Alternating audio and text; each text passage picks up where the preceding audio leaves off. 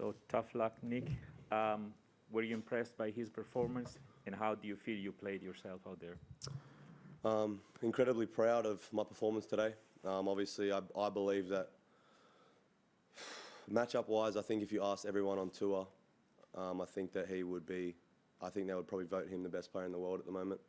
His consistency, every game, he doesn't drop his level. He shows up every game, plays. He's so, I think no matter what the score is or how much pressure he's under, he never kind of gets flustered, and he just has so much belief in his game. He's obviously, I think he led the tour in wins last year.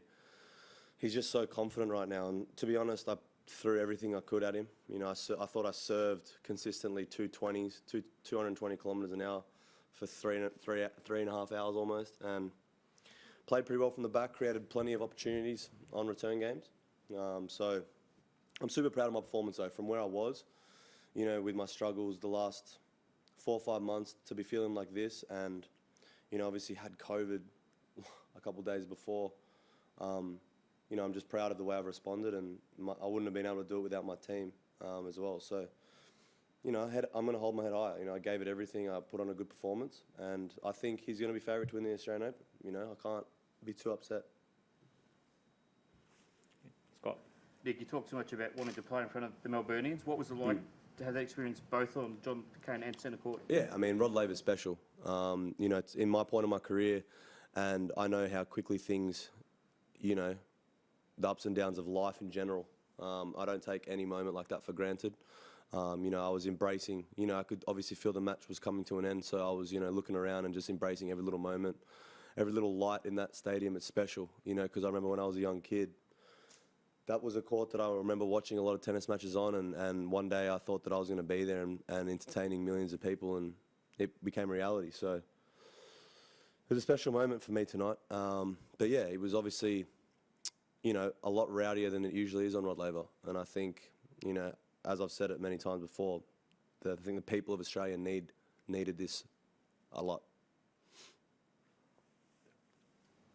Just speaking to the crowd, Daniil seemed quite upset about some of the noises between his serves. Do you think there's something that needs to be, you know, done for a bit of respect between the? I mean, the yeah, crowd I told the umpire. You know, I also said that in my match against Brody, that obviously the media didn't pick up. But I said, you know, you should tell the crowd not to scream out before, you know, whether it's me. I don't really care, honestly, too much if it's my serve. Like, obviously, big points, no.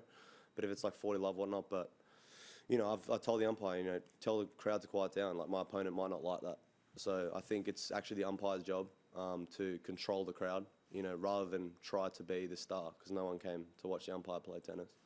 You know, that's his job, to control the crowd and monitor it. Like, a bit of common sense at times, like giving someone a time violation at love 40 down is probably not controlling the crowd. Like, there are other things you could be doing and monitoring. But, you know, I thought the atmosphere was awesome. I thought the crowd was, like, that's what sport is. Like, you got one of the you know, most entertaining players playing in his home slam on Rod Laver. You'd expect the crowd to be like that. You know, like, I understand that it's a gentleman's game, but it's about time that people embraced some sort of different energy in the sport. Otherwise, it will die out. Like, it's just that simple.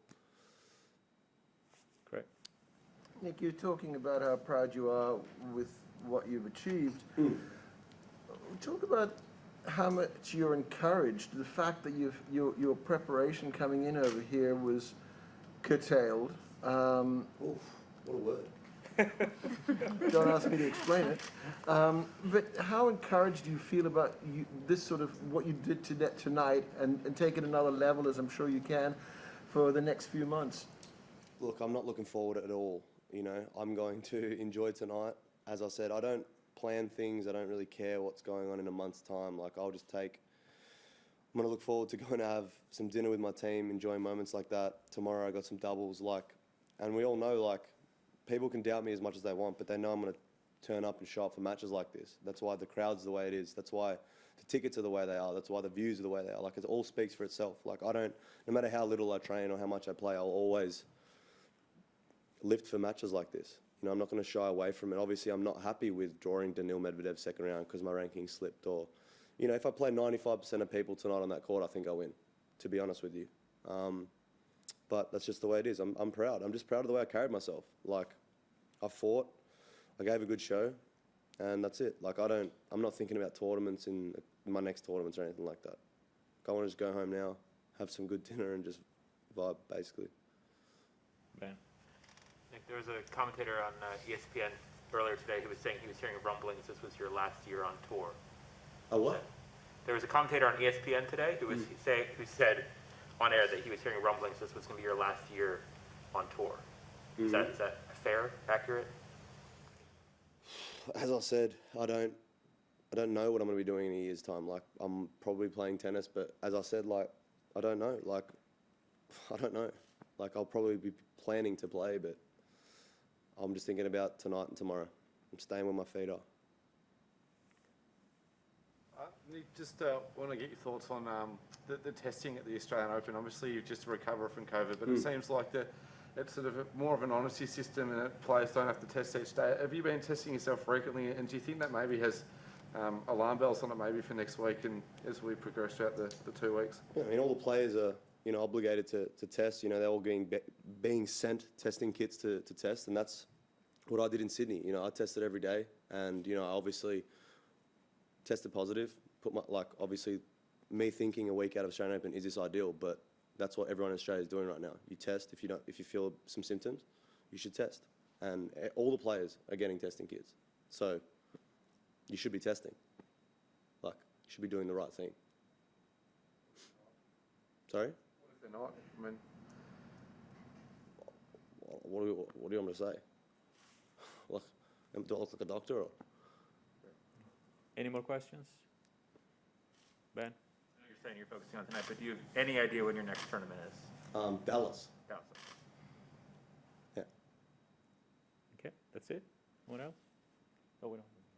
What else do? Anyone else here? I don't know, man. Fucking Daniil serve straight down my throat. Pause. Thank you.